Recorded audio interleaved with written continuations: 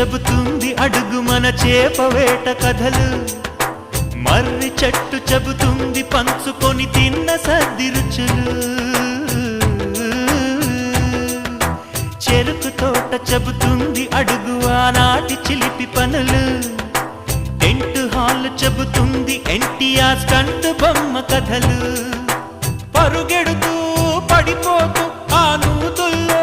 ఈత కొడుతూ ఎన్నేళ్ళో గడిచాయి ఆ గురుతులనే విడిచాయి.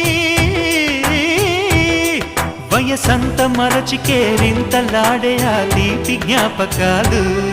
కలకాలం మనతోటే వెన్నంటే ఉంటాయి, మనలాగే అవి